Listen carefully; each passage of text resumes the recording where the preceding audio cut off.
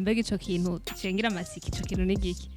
No kuvuga ngo hari ikintu bita taha, no kuvuga ngo abasore ahantu je naciye nuko nasanze ndaraga abakobwa benshi. Abanyeshuri bakunda kuvuga ngo mfise bruyo, mfise amakaye y'amanote nkagira na bruyo. Rero izo bruyo ziraba nyinshi muga note kabimwe. Washatse kuba hiti canke wagomvye yuko iyo message yumvirwa vuba? Iyo hiti icisigura no kuvuga nabonye arico kintu cyo tuma abantu babimenya cyane. Bimwe bavuga ngo dushuha umutwe ngo nzoguha imodoka ngo nzoguha amaplacera ngo nzokujana kubibujumbura kumbe mu maruguru bijya ntibabikije. Mugati jewe rero numva ndagukunda. Umbwiye ngo ushaka kubona urugo rwiza ngo ubona umugore. Ntubona umugore. Ubona umugabo. No kuvuga ngo umugabo niwe mutwe w'urugo. Yego n'umutwe w'urugo ariko ivyamwa vyiza wewe vyavyamwa ni kuri wa mugore. Yaragaragaye neza bisigura ko n'umugabo ameze neza. Reka ndabikubwire neza. No kuvuga urugo.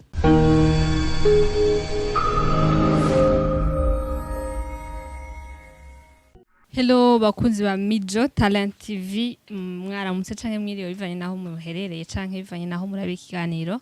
Ndabutse kuri micro ni Ange Irankunda, behind camera ni Bon Trésor ko mumenyereye muri Mijo Talent TV. Nakotagaye kugira ngo tubazanye ibintu bitandukanye, ibintu mukunda, ikintu mutabonye rero mubonye kimeze nabi canke bon kitabaryoheye muze muratubwira kugira ngo duhindure mu babosi bacu. Kandi ababwire ngo karibu cyane mu kiganiro, twakira umutumire w'iteka, nabwiye umuntu wese twakira ngahanye aba ari umuntu w'agaciro bivanye n'icari. Reka ndamuhe kaze kugira ngo sindabishije amajambo menshi aturamutse canke atwibwire muri make. Namahoro. Namahoro cyane. Mumeze neza? Turashima Imana sinzi namwe. Turashima. Mumeze neza? Ego. Ego murakoze cyane. Murabona rero twakiriye sinzi ko ari umusore canke ari umupapa aratubwira kuba batakuzi canke kuba bakonya irya mbere ashaka kwitondera akazina kanyu. Nitwa Niteze Umukama Moyize, kwizina ry'ubuhizi naho nitwa Ebenezer Moses, hama nkabandi umugabo umumariye misanzwe nta gihe kinini giheze nubatse mugabo ngira mwabibonye. Byarasobanutse. Yo. Nuri ku isoko nkuko bakunze kubivuga. Oya, abaza kumbona mwese mumenye ko narashitse. Ndabaramukije cyane. Turi kumwe rero na Ebenezer Moses nkuko mwabyumvise, akaba ari marié, umupapa wa urafise abana canke ndani.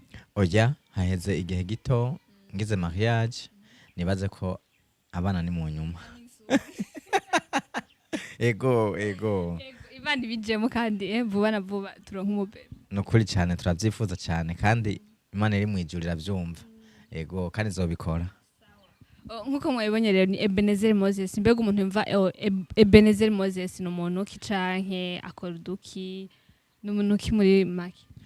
No kuvuga ngo wumvise Ebenezer Moses, no kuvuga ngo Moses rivuye mu izina Moyize, Ebenezer no kuvuga naho Moyize irishuye, no kuvuga Imana iramwishuye mu ijambo rimwe. No kuvuga ngo rero iyo Ebenezer no kuvuga ngo irishuye, rero Moyize naho ni Moyize, no kuvuga Moyize Imana iramwishuye.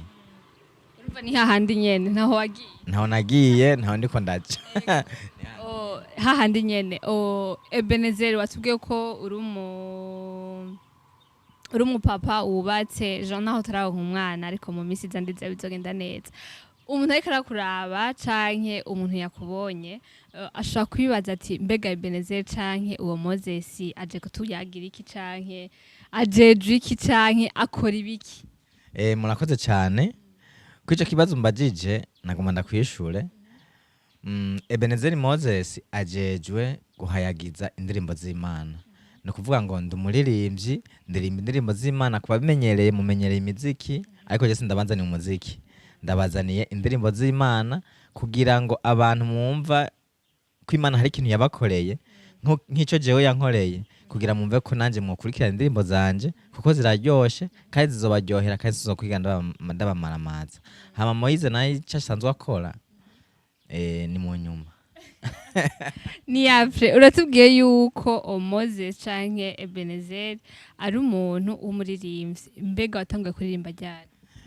Natanguye kuririmba kera, usibye yuko ibikorwa vyanje bitanguye kugaragara mwino minsi kuko nawe urabizi utavyirengagije ni ukuvuga ngo uko umuntu akura hariho intambwe utategezwa kurenga ni ukuvuga utangura ingazi ya mbere iya kabiri iya gatatu iya kane iya gatanu abarundi barayamaze ngo ntavuka rimwe ngo yuzure ingobyi voila rero bisigura yuko ubu ndashobora kuba ngeze ku ngazi ya gatanu ndiko ndaduga mugana ubwa ahambere nanahavuye ego murakoze cyane urashaka kuri ku ngazi ya gatanu uravuze ngo hari ikintu catumye uririmba canke cagutumye uririmba ari naco gituma waje ngaho kugira ngo gisangize abandi kugira ngo bumve bo gikora canke nanje ntaririmba numve ko noririmba mbega ico kintu cengira amasiki ico kintu ni giki ni kuvuga ngo hari ikintu bita taha ni kuvuga ngo abasoma bible barumva yuko umuntu atozibira ingabire yahawe rero ingabire nahawe yo kuririmba bisaba yuko ndayikwiragiza mu bandi kugira ngo n'uwo muntu yumve iyo ngabire imurimwo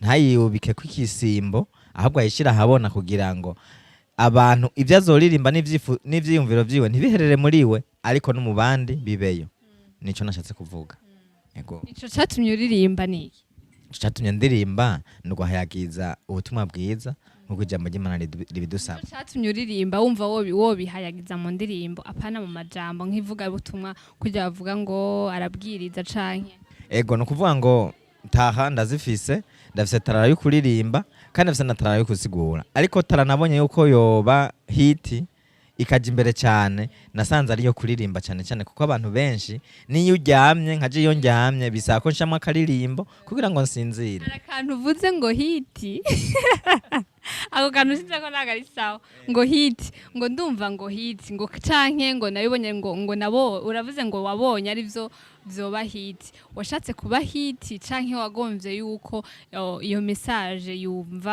yumvirwa vuba na vuba kuruta yuko woja kubwiriza ego no kuvuga ngo iyo message iyo hiti ikisigura no kuvuga nabonye arico kintu cyo tuma abantu babimenya cyane nabonye iyo ngabire yo kuririmba kugira ndayigaragaze nabonye arico cyo nyaruka ariyo nzira yo nyaruka gusoma inzira zose ego Moses niki kintu Imana yagukoreye cyo wumva wo tumuririmba ego no kuvuga ngo namwe murazi abajene ndababwiye ko nubatse muraza abajene muca mu bintu bitandukanye ntucu bisigura yuko je nanje nabiciyemo ariko duca mu bintu bitandukanye aho ndikumvugira abajene bose duca mu bintu bitandukanye rero iyo waciye mu bintu bitandukanye biraba ngombwa yuko uyegereza Imana kugira ngo Imana nayo igire ikigukoreye igire icikumareye kuko abajene benshi turasanzaza ubutunzi bwacu mu bintu byinshi ugasanga bwaciye ngaha ugasanga inzira zabaye 10 rero ariko iyo uyegereje Imana no kuvuga inzira icibimwe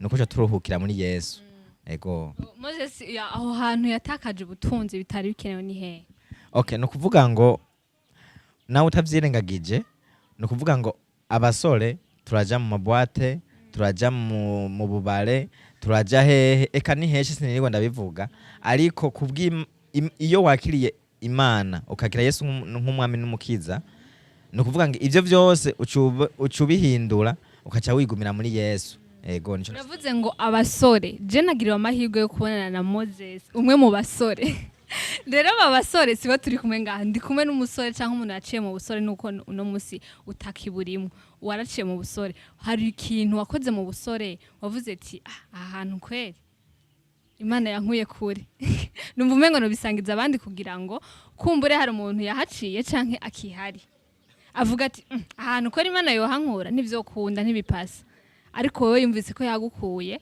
akumva yorema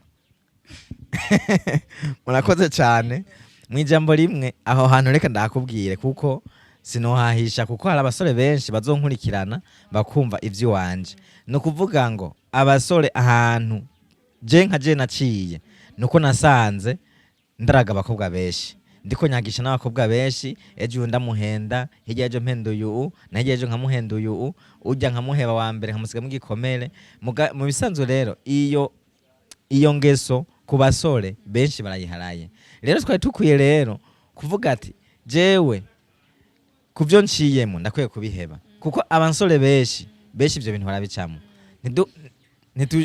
ni bibi kuduraga abakobwa ni bibi hari abavuga ngo reka tuvomere zose nta wuzuzo zo kwa makare kandi nizera neza ko mwabo benshi wadratse harimwo n'uwo mwambikanye impeta ndabesha ni bibi canke ni vyiza kuri wewe wavyakiriye gute canke nirihe somo wabikuyemo? Okay, ngerageje kukwishura no kuvuga hariho kudaraga umuntu umufise ku mugambi no kudaraga uvuga ati reka tuyage kumbere nshike kuco nshaka amanirenganire.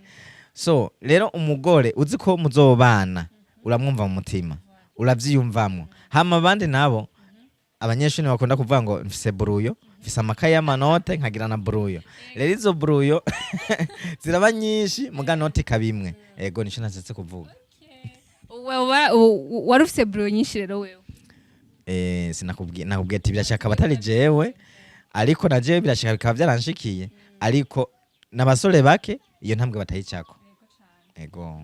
Buruyo nyinshi wagize canke wabanye nazo, abo bakobwa benshi numva ko wagendanye nabo, wasubwiye ko wagendanye n'abakobwa benshi, ariko harabo utashira ku mutima, nikihe kintu catuma ubikora? No kuvuga ngo ivyo nabikora ku buryo bw'uko kunezeza umubiri wanje, cyangwa nkabikora kugira ngo mbonekane mu bantu ko mfise umukobwa mwiza, ko mfise umuntu atesa w'ibisusu nkuko babivuga. Ariko nasanze nta nyungu nta n'umugisha birimwo, niyo mpamvu nahisemo kubihindura incamba Ebenezer Moses. Nikihe kintu catumye wobihindura canke n'iryari wabonye ko atanyungu zirimo? Icatumye ndabihindura, iyo uri kurasoma Bible canke iyo ugiye gusenga urumva bavuze ijambo ry'Imana rikagukorako bigatuma wohindukira ukihana. Rero umunsi basomye irihe wumva bavuze wewe? Uwo munsi basomye ijambo ry'Imana riri muri Zaburi ya mbere ku murongo wa mbere, rivuga ngo hahirwa umuntu atagendera mu nama z'ababi, adahagarara mu nzira y'abanyabyaha, kandi aticana n'abacokoranye. Rero nanjye naciye mbona ati iri jambo ry'Imana basomye barisomeye jewe, kuko jewe mu banyabyaha ndicarayo, mu bacokoranye ndicarayo, ncamuna ko nkwiye kubiheba. Yego. Wabihevye ryari? So je kubwiwanje nabihevye kera, ariko kubwanyu ndibaza kugira mubone ko nabihevye nuko naciye ngira mariage ndarongora ntora umwe. Ego. Uwo umwe duha umuco wamukuye muri babandi canke wabahevye bose vuga utireka ntangure gushaka? Mu bisanzwe nari nabivuze kare, sinzi ko mwantahuye. Uwumwe sinamukuye muri bamwe benshi, naramenya ko ari we nzotwara, ariko namukunda ndamuha ikibanza ca mbere, ariko hari uwo mpa ikibanza ca kabiri kugira ku kibanza c'150. Amapine do. Ego nuko nyene. Amapine do shanje. Ego mu bisanzwe bari benshi, ariko naciye mvuga tereka babandi bose y'amaburuyo ndayafute ndayaturire sigarane note imwe. Ego. Tutakwinjiriye canke tucinjiye muri vyinshi, nikihe kintu catumye wumva wo muhitamo muri benshi? Mu bisanzwe nasanze ari umwizigirwa, sanga ico ndamubwiye ibanga ndamubwiye araribika, kandi nsanga nawe arankunda kuko yarabinyetse ko nkunda. Ego. Mwari mugendanye igihe kingana iki uri mw'ivyo vyose? Mu bisanzwe nshima no gushingira intahe twagendanye igihe kinini cyane. Seta. Imyaka 7 ufise amaburuyo menshi? Imyaka 7 mfise amaburuyo menshi, ariko mu iyo myaka 7 ku mwaka w'8 njamvuga ati y'amaburuyo ntakenewe, ubu hakenewe prope. Ego. Amaburuyo yaraho ahari. Akazokubona ashobora kumantere ndayitetse. Oya, ayo maburuyo uzombona wese aze yihangane, narahindutse. Sindi wa Moyize wacagihe, ubu ndi Ebenezer. Ego. None ebe ndakubaze, ayo maburuyo yose nkuko wavuze ko twayise amaburuyo baratwica. Abo bakobwa bose bagenderamo canke mwagendana bose wavuga ati nivyo ngaho nyene nka kwakunda abajene bavuga ngo reka ndamujye nirenganire, bose waruse iyo objectif yuko mwobihezanya aho nyene hamu karengana canke harabo wagenda urapima uvuga uti ahanye ngira hari gihe nosanga asumba wa wundi nibikiye hari yareka ngerageze? Oya ntaguciriyemwo, suvuga ngo bose nashaka ngo tukorane hama ngo nirenganire. Nakubwiye yuko kugira ngo ngira amaburuyo menshi kwari kugira ngo menye mbonekane mu bantu ko ndi umuntu wari hatari cyane cyangwa ko ndi umuntu akomeye, ariko nsanga ivyo byose nta kamaro bifise, niyo mpamvu nahisemo kubiheba. Ego. Aho uri wubahe we watahanye umugabo araho? Ego kabisa, watahanye umugabo araho yubahwe n'ubu yubahwe kabisa. Ego. Mbega ndakubaza, hari abahungu bavuga ngo nkuko nabikubwiye ava ngo reka tuvomere zose nta wuzi uzokwama kare. Hari n'undi avuga ngo ndacari muto, sivyo? Ndeka njye ubusore ndabizemwe byo zose mu nyuma nzoraba, sivyo? ikibereye aba arico nkora. Ahubwo ugasanga bariko babisaziramwo batabizi, bikanka kurekura wa wundi, bikanka gufata wa wundi, ugasanga birakunaniye gufata shwa. Abo bantu bobahanura iki? ico nobahanura, inzira ya mbere ni imwe, nuko boja ku mavi bagasenga, agasaba Imana ati Imana mpa umuntu umwe w'isezerano kandi Imana izobimukorera. Ego Ntivyigeze kugushikira ukumva urakunze babiri, abakobwa babiri icarimwe, ukumva biranse gufata shwa, sivyo? Kavuga ati uyu ndamuhevye hari ico ndamushakako, n'uyu ndamuhevye hari umugambi munini ndamufiseko. Ivyo bintu vyarigeze kugushikira? Nimba vyarigeze kugushikira, nikihe kintu wafashe nk'ingingo? Bavuga ngo ushaka kuronka ikintu uragira ico uhevye kugira ngo utore ca kindi. Ivyo bintu vyakugendeye gute? Nimba vyarabaye? Vyarabayeho? mu bisanzwe byarabaye ku bakobwa babiri. Umwe naho twobavuga amazina, umwe wamufata gute n'undi wamufata gute? Okay, no kuvuga umwe namufata ko ari umwizigirwa, ubundi nkamufata yuko muhira arabaguza tunga kombere namurongola nzogira ico ndose, ariko naciye mbona yuko atacunguje nkwiye gukora je ubwanje. Naciye mvuga ati reka ngende mu cumba cy'amasengesho nsenge, hama Imana yaza kunyereka uwo nkwiye gutwara mu babiri, kandi Imana yamunyeretse niwe turi kumwe. Yamukweretse gute? Tubwire. Oya, no kuvuga ngo Imana mu kumukwereka irafise ukuri mu kwereka, irazana ifoto cyangwa kazana ivyiyumviro mugize imisi muyaga, cyangwa ikamukwereka imbere yawe, kuko Imana ni mutananirwa, ndibaza nawe urabizi. Rero yaramunyeretse nsanga muri abo babiri ndakwiye kuhita mu. Hari abajene ngaha hanze Moses, ntugira umuntu wimwe mu vyatari. Urumva hari abajene ngaha hanze bavuga ngo senze ngo Imana ngo iranyereka, hari abantu batumva ngo iranyereka, imunyereka gute? Kurota twama twarose, ubaho umuco. Wewe ukiri hasi, wewe ukumbure wari mu gakiza, wari warabigiye mu gatonya, wewe ukiri mu gakiza birakorohera kubona canke gutahura. Wa wundi rero akiri hasi atumve agakiza icarico, mubwira ingingo yofata bizogenda gute? Mugihe afise abantu babiri, umwe kumbure ari mwizigo nkuko babivuze, uwundi nawe afise ico amushakako, wo muhanura iki mu abo bantu babiri? Mbo reka ndabivuge ku ino TV, nongeye ndabivugire no ku bajene twagendanye, kugira ngo umone Imana ukuni kwereka uwo muzokubakana. Uraje imbere ugaja mu masengesho ugasenga Imana, Imana nyereka umuntu jewe twobana mubo mumaze kuyaga canke mu taraza. Imana rero kumukwereka yashaka kwereka ibimenyetso. Icyambere yashaka kukwereka ati genda hanaha ku muryango witwa kunuku nuku, uraba umuntu yitwa uko. Burya nawe urashaka ukimundaraga gusa, ukimubaza gusa usanga yabitawe, kuko ni Imana ikurungitse. Bimwe bavuga ngo dushuha umutwe, ngo nzoguha imodoka, ngo nzoguha amaparasera, ngo nzokujana kubibujumbura kombe mu maruguru, bijya ntibiba bikije. Umugati jewe rero numva ndagukunda kandi ashaka ko jewe nawe twobana. Burya nawe ijwi riza mu mutima iwe ti n'uyu nyene ntimwirwa muraharira cyane, ariko iyo utasenze abo ubwira bose barakwemerera, ariko mu mutima iwe ntumenya uwukuri n'utari ukuri. Kandi yewe usanga ahubwo nabo bakobwa nabonyene bagomba kugukina nkuko ushaka kubakina. Aho rero niho abahungu rero tutamenyera. Urashaka kwibaza ko umukobwa gukunda nawe cyangwa kibaza ko umukunda, ariko ivyo byose bitatanuka iyo ugiye mu masengesho. N'umukobwa ntaho n'umukobwa ubaza ashabwa ati ndindira ngende gusenga ndabaza Imana ko ari wewe, niyo aba ari wewe nzoguhinyisha. Uwo mukobwa ntuzi umuharirize zo bari byo. Yego tubwiye abahungu tubwira n'abakobwa. Hari n'abakobwa bameze uko bonye batazi gufata ingingo rero kuri jewe novuga yuko ari ikintu gikomeye cyane, ni ingingo y'ubuzima bwawe. Uravye nawe uranyerera ugasanga waruguyemo, sivyo? Ingingo Jean ikintu wamubwiye cyane, wowe waragize amahirwe yo kumubwira yuko wigeze kugendera mu ivyo bintu ndazi, kuko yawe ntiyabibona, warabimubwiye? Murakoze cyane. Reka ndagushire ku mwanya ku kintu kimwe wari wigeze kuvuga, uvuga ati usanze uwutwaye atari we Imana yaguteguriye byo bigenda gute. Ico kintu ndakunda kukivuga iyo ndiko ndavuga ijambo. Burya Imana iguhaye umukobwa w'Ingozi nawe uri w'Igitega, burya Imana yabonye yuko Ingozi atawundi muhungu yomushobora, ari we w'Igitega uzomushobora. Ico kintu tacumvikanako. Nukuvuga Imana irinze kuzanira umuntu yabonye mu bahungu bose bahari ko tawundi muhungu yo mwihanganira cyangwa mushobore atari wewe. Rero yinze Imana imuguha uko byogenda kose wo mwihanganira, kuko nta cyabagerageje atari cyo kwihanganira. Akarorero ndaguha kamwe, yobu yarahuye n'ibyago, imana iramubwira ati umugore we arabwira umugabo ati tuka imana uve muri iyi si upfe. Mbega iyo aba ari jewe ntiyumva ko nawe kucangira ukwizera nkaguta, bigatuma nanye no yituka iyo mana. Mugabo imana yari yabonye ko uwo mugore ariyo bazomushobora. Rero we nawe niwaronka umugabo nubwo azoba ari kigare, nubwo azoba ari imborerwa ari imana niyamukuzanira izoba yabonye ko ari wewe uzomushobora. Ego uzi impamvu navuze ngo ako kantu nagakoresheje mvuga ngo hari igihe uja ku muntu imana itaguteguriye, niko wariko urahagararako.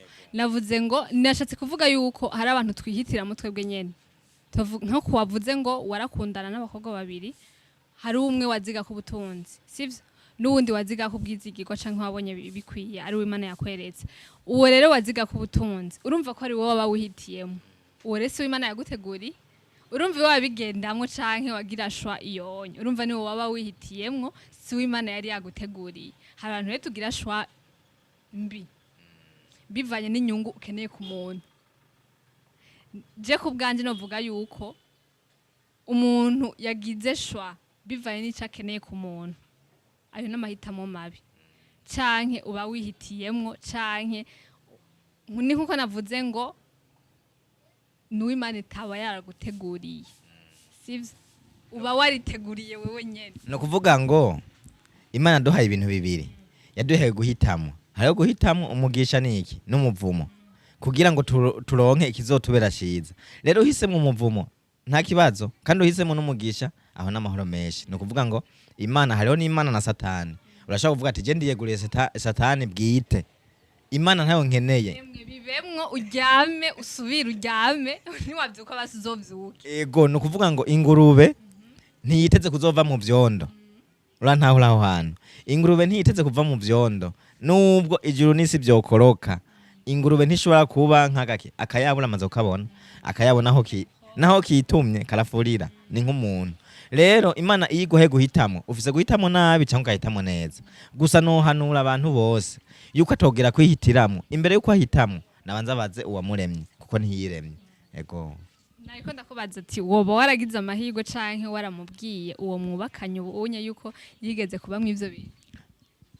No kuvuga ngo iyo mubanye n'umuntu mukundanye mwiyumva namwo murahishukana, ukagushingira intahe nawe ukamushingira intahe kugira mubane muzinanye. Ego ukibimubwira vyakiriye gute? Kubera yari yamaze kubona namuhisemwo yavyakiriye wamuhisemwo. Ego kubera yari yamaze kubona ko namuhisemwo yamaze kunyitomboreza randonka. Nako nakantu yari yamaze we wamutombo urumva sha. Oya no kuvuga umugabo ni ikintu kinini cyane, niyo mpamvu abagabo mukwe kubaha agaciro. Haraka utibagiye akantu kavuga ngo uhusha itunga ahusha umugore. No kuvuga bavuze itunga ntibavuze imibereho yawe. Rero waguye ahashashe. Ego naguye ahashashe mugabo, umugabo nawe urumva ko ari ni magiriranire muri make. Umugabo urazi cyari ico. N'umugore bavuga ngo ushaka kubona urugo rwiza ubona umugore ngena ameze, donc ni shusho babona umugabo ntigera aboneka, donc kugira ngo babone wa mugabo ni wa mugore. Umbwiye ngo ushaka kubona urugo rwiza ngo ubona umugore, ntubona umugore ubona umugabo. No kuvuga ngo umugabo niwe mutwe w'urugo. Yego n'umutwe w'urugo, ariko ivyamwa vyiza wewe vyamwa ni kuri wa mugore. Reragaragaye neza bisigura ko n'umugabo ameze neza. Reka ndabikubwire neza, no kuvuga urugo ruba neza kubera umugabo yarutunganije, kubera ruvise umutwe wago. Ujya mugore nawe nuko nyina nonosora ibintu nka kumwe Yesu yanonosora ibintu byose. No kuvuga umugore nawe ikintu ajejwe no kunonosora, ariko umutwe w'urugo n'umugabo. Umugabo ni wagura ibi, ni wakira ibi, ni wagira ibi, umugore nawe ajeje kubinonosora akabibona. Rero twaye umugore atabinonosora umva ko byose biba bipfuye. Je nka jeno cyane hikiziriko. Umugore umva ko ari magiriranire. Ni magiriranire kuko niyo mpamvu bamwise umufasha. Ego watubwiye ko yavyakiriye neza. Uno musi bimeze gute? Ushingira intahe gute? Nta bagenzi wari ufise kirya gihe uno musi bakuvuye ko kubera yuko wavuye muri timu yabo nkuko benshi babivuga? Ego no kuvuga ngo abo nabo ntibabura. No kuvuga iyo umuntu amaze kugutelefona alo duhurire mu kabare runaka akabona ntugiye ni ukuvuga ngo aho ahita akuvamo. Ni ukuvuga ngo rero abagenzi nenda bafise muga byarashitse bamwe baramvako canke je ndabavako bivanye nuko babona ataco nobafasha cyane nanje bivanye nuko mbona atakintu nobakorera. Rero birahitamwo bamwe ukabaheba muga n'ububahevye oya ubu bashitse mu wundi mugwi nkuko nabo bawinjiye mu mugwi mushasha gusa uragira ico bahanuye kandi nawe hariya naho imbere ukeneye impanuro.